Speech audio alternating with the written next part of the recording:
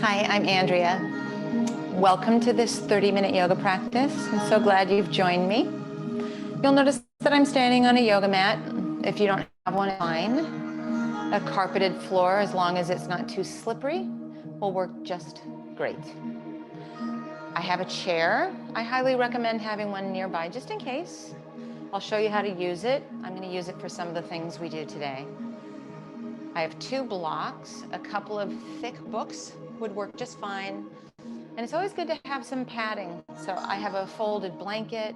If you have a beach towel or even the throw blanket from your couch, that's a good idea. And then once you have those things, we'll get started standing in the magic of our mountain, our Tadasana pose.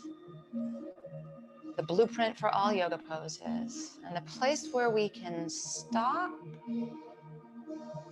so that we can start. Feet hip distance. Turn your palms away from one another. Let that happen at your shoulder joint. So you smile your collarbones open. There's a lift of your low belly, and we'll build our mountain from the ground up. Feel all 4 points of your feet and an evenness to those as best you can find. Let your hips be over your heels, so we're not tucked in our pelvis and we're not arching in our back. Shoulders over hips over heels, evidence of our smiling collarbones, our palms turned away from each other. And lastly, lean your head back just a little, so it's ears over shoulders, over hips over heels. Gorgeous posture and the power of our mountain. As you stand here in your mountain, find your breath.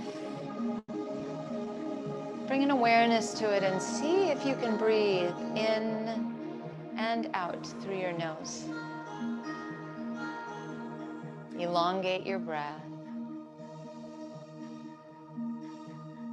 Deep inhales and complete exhales. Using your inhale, take your arms out to the side and up to the sky in a V shape. And then exhale and let your arms come alongside your body. Have a little teeny bit of bend in your knees so we're not locked out in our knees. Inhale, arms out and up in a V shape. And then exhale, arms along your side. Remember to turn the palms out, smile the collarbones. Once more like that, inhale, like your wingspan just expanded. And then exhale. And bring your arms alongside your body. Gorgeous, adding on. Inhale, arms out and up, thumbs to the sky. This time, exhale, hinge at your hips and take your hands onto your thighs. Inhale, grow a bit taller from the base of your spine at the crown of your head. Exhale, let your hip hinge get a little bit deeper. And then inhale, coming upright, arms out to the side, thumbs to the sky, a V shape. Exhale, return to your mountain, palms turned out. A couple more like that. Sun salutations, these are called. Inhale, arms out to the side, thumbs to the sky. Exhale, hinge at your hips, hands to your thighs. Inhale your heart forward, lengthening through your spine. Exhale a little bit more, hinge at the hip.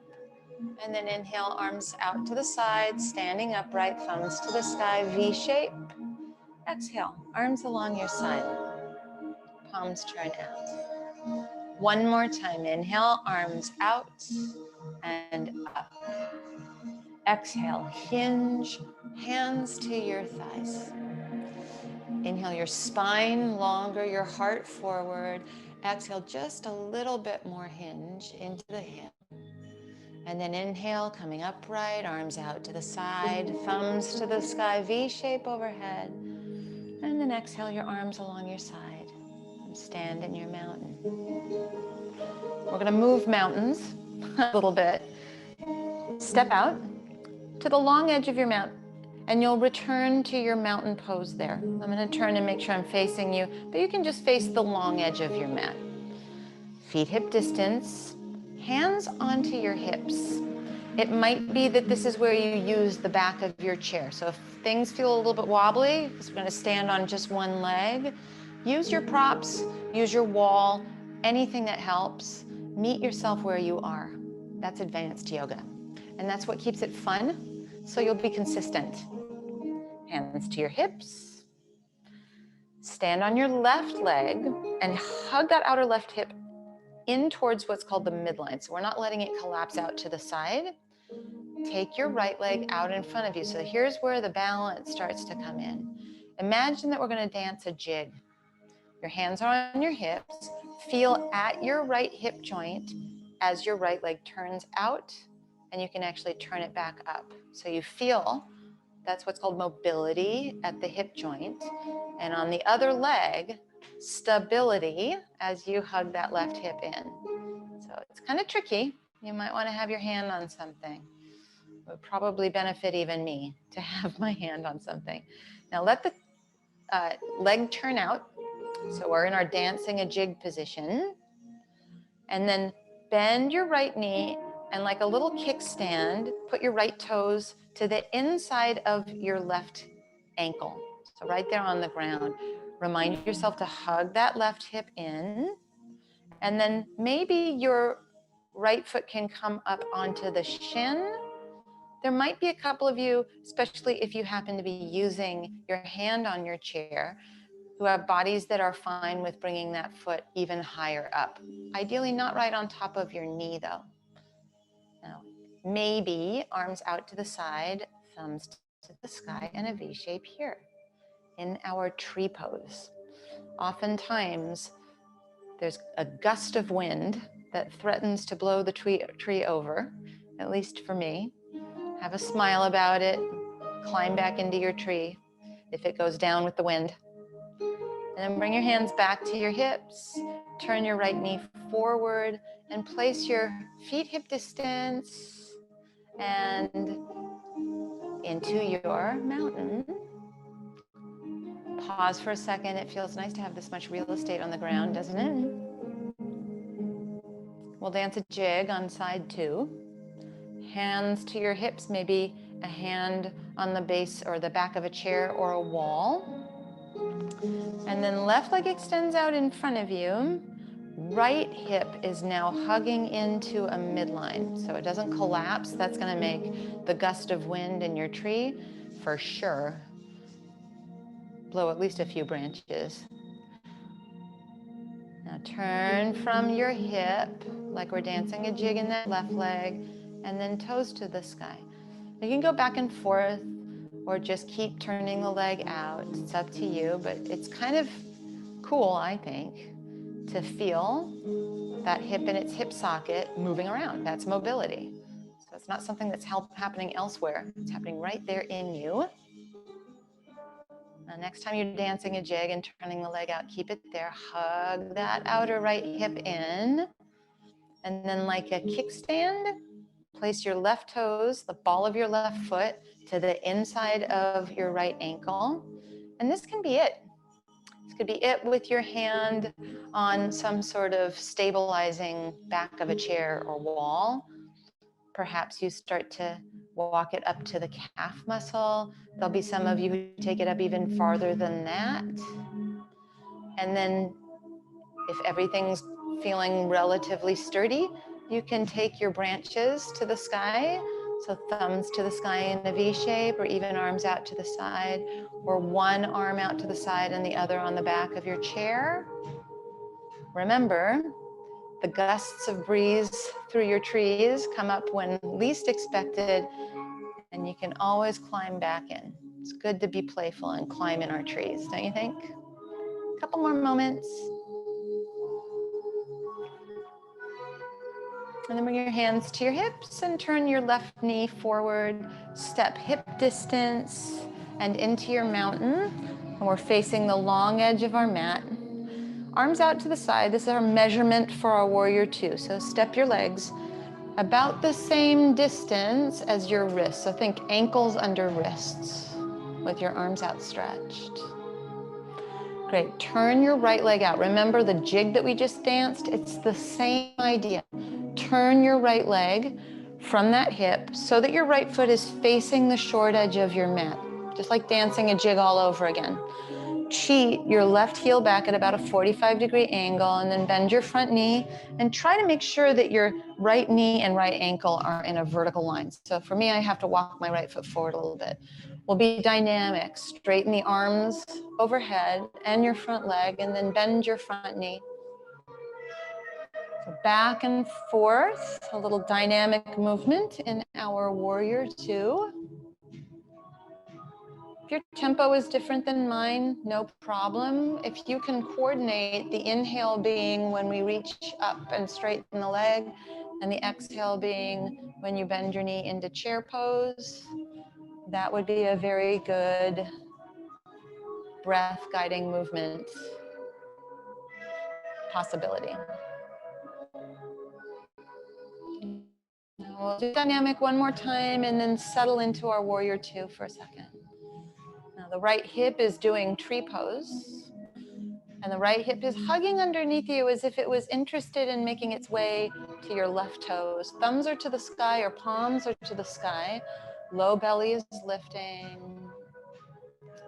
We stay for just a moment here. If your arms are tired, lower them down or put your hands on your hips anytime. If you need to straighten and rebend the front knee like we did a moment ago, do it anytime. 3 more moments, just as we are.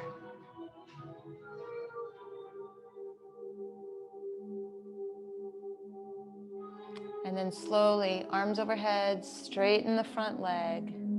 Lower your arms, turn all toes to face the long edge of your mat. Pause for a moment. It's like a very wide mountain. And then when you're ready, left leg turns out. This is just like when we were dancing a jig. So left foot's gonna face the short edge of your mat, yeah? Right heel cheats back. Arms outstretched, palms to the sky or thumbs to the sky. Just make sure that your left knee is over your left ankle before we start doing our little dynamic dance. And then we will go back and forth. Arms overhead, front leg straightens. See if you can exhale back into your warrior. Inhale and exhale. And again, I don't mean to make you think that you have to keep my tempo. Find your own. We're all dancing to our own rhythm, aren't we? And yet we're all dancing together, which is the beauty of it. We'll do a couple more, yeah? A couple more.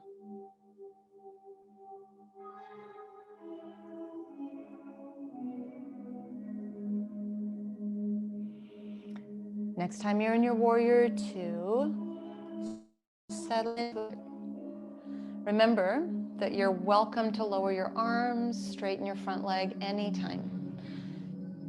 A whisper of challenge is great, but you're not overstaying your welcome. That's important because it's about consistency. See if you can find what's called effortless effort.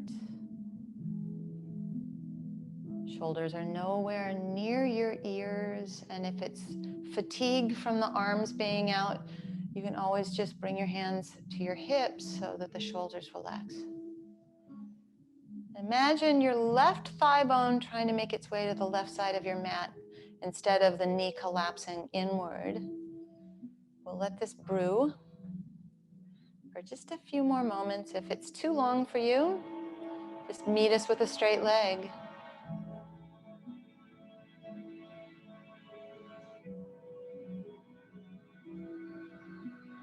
And now slowly straighten the front leg, V-shape with your arms overhead. Hands to your hips, turn all toes to face that long edge of your mat. Heel toe until your feet are hip distance apart and it feels manageable to wander to the front edge of your mat. This is where I highly recommend having a chair at the ready. And you'll use it in various ways.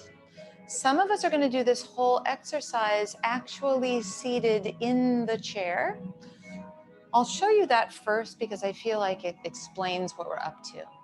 So seated in your chair, you could cross the right ankle on top of the left thigh, curl those right toes back. I have my hand on the back of my chair, which is very helpful for me. And it could be very tight with your leg up pretty high to the sky. That's fine, do your best. Sit up tall and breathe into what's a little bit like a tree pose, but a figure 4, right? It's like a square that we're making. Now you could move that out of the seated version and use your chair. I like to use the tall edge. Cross the right ankle while we're standing, bend your left knee, curl these toes back, and then you'll scoot your butt back just a little bit. I'll show you sideways so that it makes sense. So you have right ankle on top of left knee, and then you can seat it here. And we all have different flexibility, different pliability here. Some of you might even bring your hands onto a couple of blocks tall.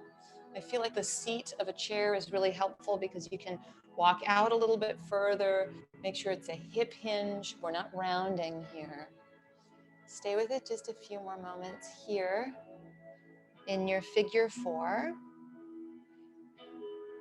You do want to hug the left hip in. So remember how we did that on the standing leg of your tree pose. You want to find that here too. If you walked your hands out, walk them so that you can stand upright. Bring your feet hip distance. If you're seated in your chair, just bring your feet to the ground. Stand with your hands on your hips. Now, I think most of us started in the chair, so maybe that's a good place to start just to get the feel for what we're up to. This time, left ankle on top of right thigh. And you can stay in the chair just like this and work it. It's perfect. If you're moving it out of the chair, you'll bend your right knee, take your hands onto your chair, left ankle on top of the thigh, and then a hinge at the hip, hands on the base of your chair. Curl those left toes back. That's true for those of us seated in our chair or hands on chair, so that there's enough oomph in that ankle that you don't feel like you're collapsed at the ankle. That'll be nice for your knee, and it makes sure that this gets into your hip. This is really the same thing as when we were dancing our jig. It just looks a little different. Same action. Stay with it. I'll be quiet for a moment so you can have a little hip meditation.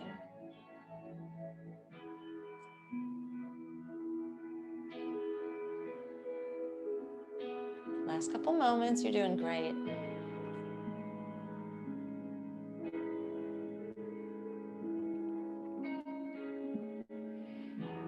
Just be careful if you're out of the chair. I would say keep your hands on the base of the chair, step your feet hip distance, hands on your hips, come to standing. If you're seated in the chair, you can just bring both feet onto your mat and then step up out of your chair. We'll move the chair out of the way. You may want it to help you to get to the ground, so have it there if it's helpful. Moving to the ground and finding our blanket before we get there. Seated on the blanket is really helpful. So mine is folded. I'm going to find my seat. Maybe you've made your way with your chair to a seated position and upon your blanket. Reason being, sometimes without a blanket or even with it, we can get into this rounded sort of Dracula-looking shape. And we want to keep the hip hinge that we just found in our figure 4. We're going to do essentially a figure 4 here on the ground, and you may want to have a block at the ready in case that's helpful. Now bend your right knee and put your right foot like our tree pose. It might even make its way up into that inner thigh. And then the block can be helpful underneath your right thigh bone. Curl your left toes back. Inhale a V shape overhead. And then turn and face your left leg. Bring your hands to either side of that left leg. The left leg is straight, as if we were standing in a tree pose, and we're hinging at the hip, just like we did in our figure 4. Take a few moments here.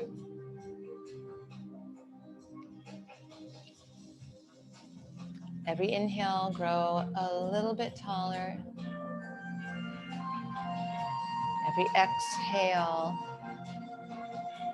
inspire a little bit more stillness.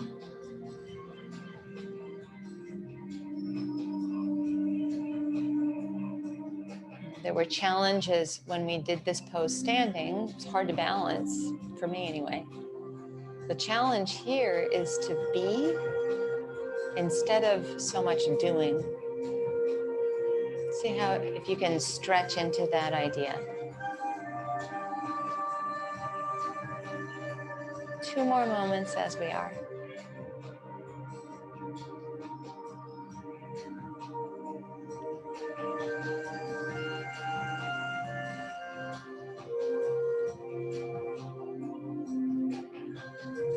Now just walk yourself up.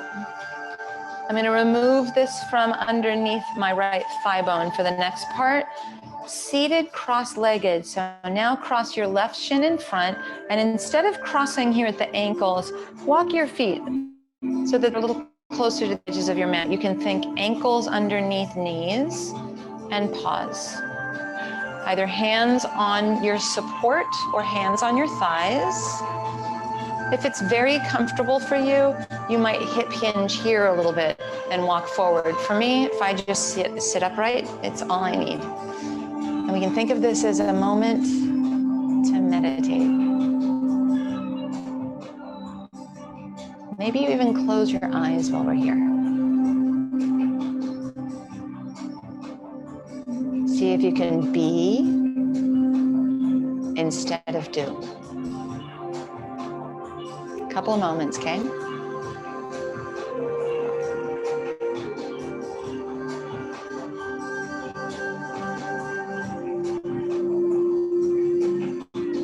Let your eyes come open.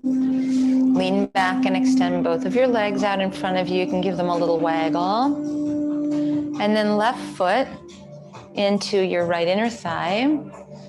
Perhaps you use a block underneath that left thigh. Curl your right toes back, so it's like we're standing in an oddly shaped tree pose, and think of the hip hinge that we found in our figure 4. Then let's do the arms out to the side we did on the first side. So we get a turn of the left ribs towards the right thigh, and then walk out and pause. See how it goes to sip in the stillness in this shape.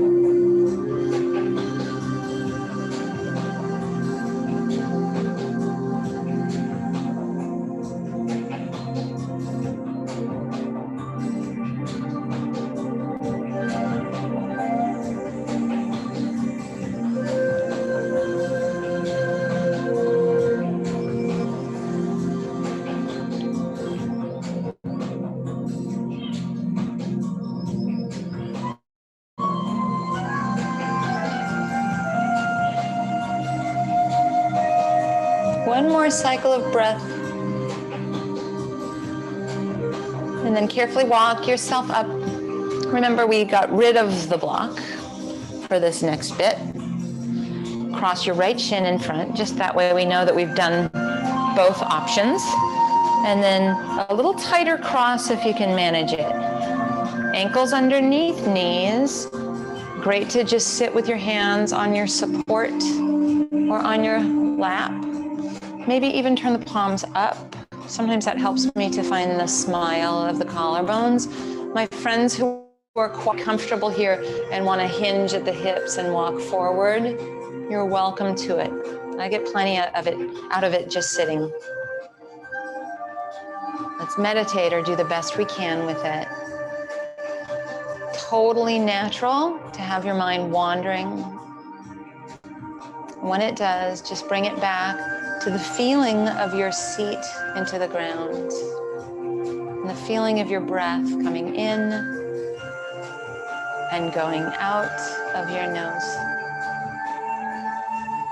Try not to get frustrated when your mind wanders. It happens to all of us, just like the gusts of wind in our trees. climb back in. A full minute of silence here.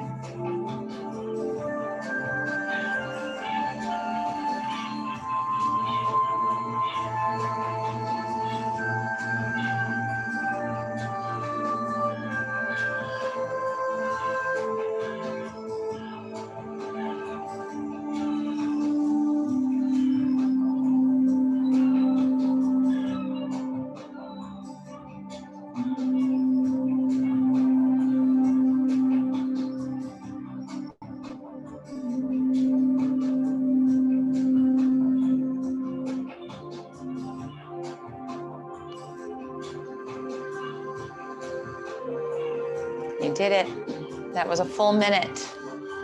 Excellent.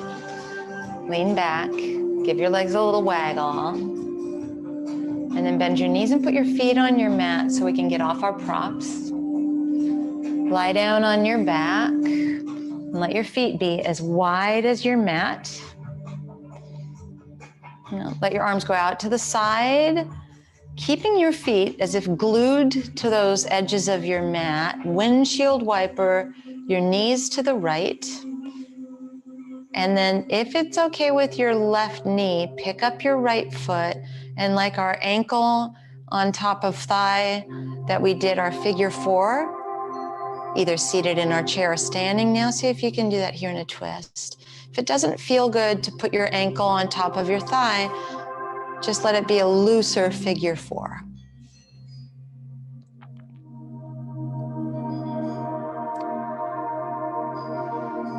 And then come back to center with your feet as wide as your mat, windshield wiper over to the left, and you can stay just like this. This is the looser figure 4, or pick up your left foot and cross the left ankle on top of the right thigh, but you're the expert. I'm just the guide. Make sure it feels like the right move.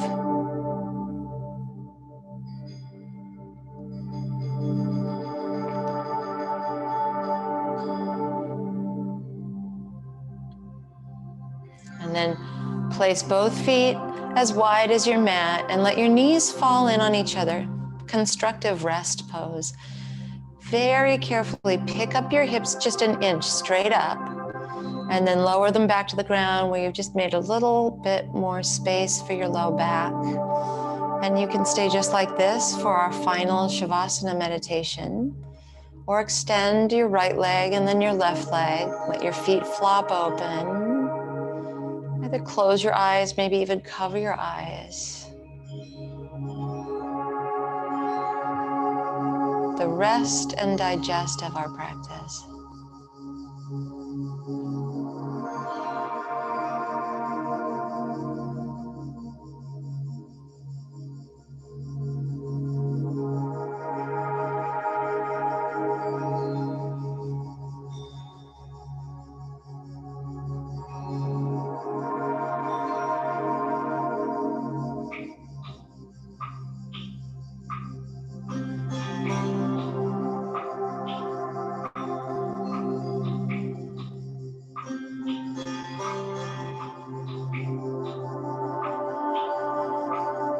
Welcome to stay here in our final Shavasana meditation as long as you'd like.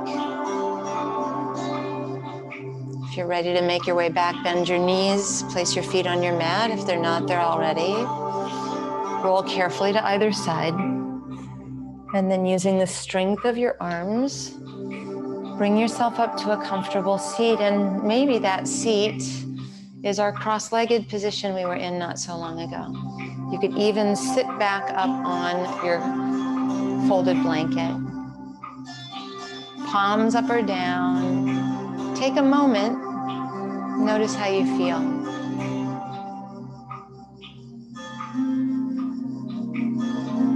Thank you so much for practicing with me today.